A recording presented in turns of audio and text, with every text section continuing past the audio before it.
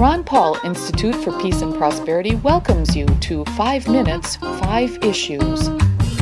Starting in 5, 4, 3, 2, 1. Hello, I'm Adam Dick, a Ron Paul Institute Senior Fellow. Let's start. Issue 1. Speaking Thursday in South Korea, United States Secretary of Defense James Mattis said, "The U.S. commitment to the Republic of Korea remains ironclad, and the U.S. will continue to use the full range of diplomatic and military capabilities to uphold this commitment," Mattis further stated, and this includes maintaining the current U.S. force levels on the Korean peninsula.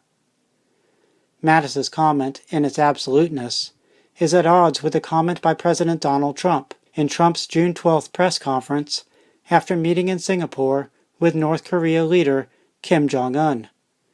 Trump made clear he would like to end the 70 years of stationing tens of thousands of U.S. military members in South Korea. Trump said, "I want to get our soldiers out.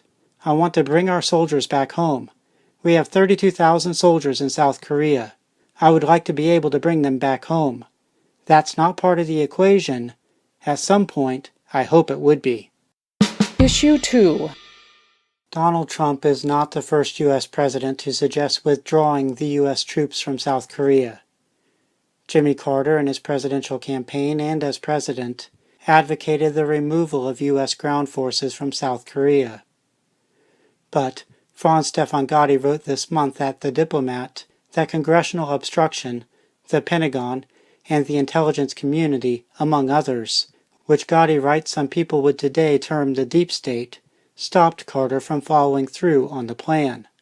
Gotti notes that Carter was still able to reduce the number of U.S. troops in South Korea by about 3,000, through not replacing troops whose deployments ended. Issue 3. The rolling back of marijuana prohibition in America continues.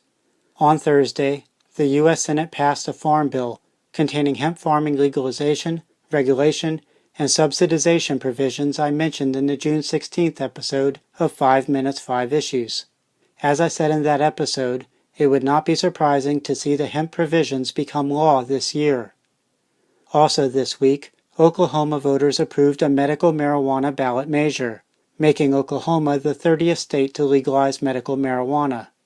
I mentioned in a May 15th Ron Paul Institute article that Oklahoma is one of 4 states with marijuana ballot measures expected to be voted on this year, with all appearing to have majority public support.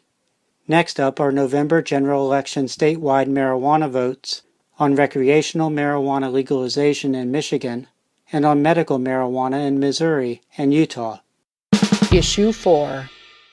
On Wednesday, Senate Foreign Relations Committee Ranking Member Bob Menendez sent a letter to Vice President Mike Pence.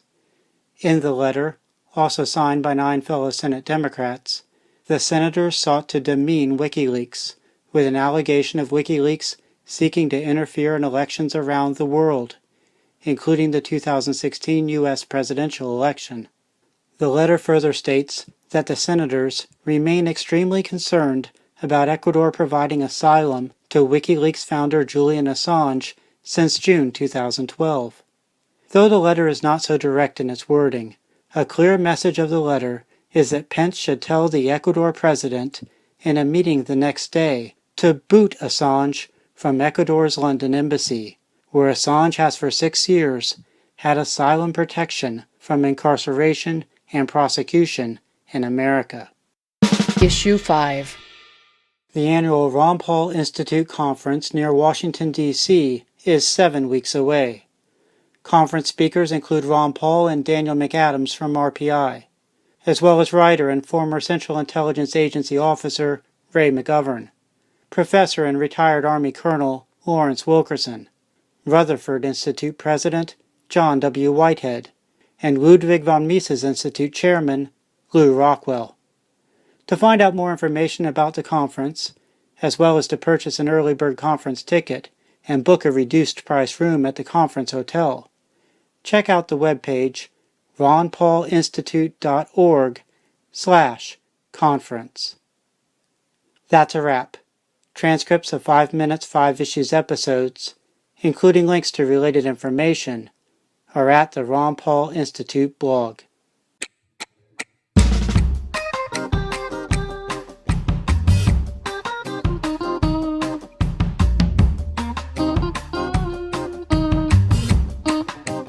Five, four, three, two, one.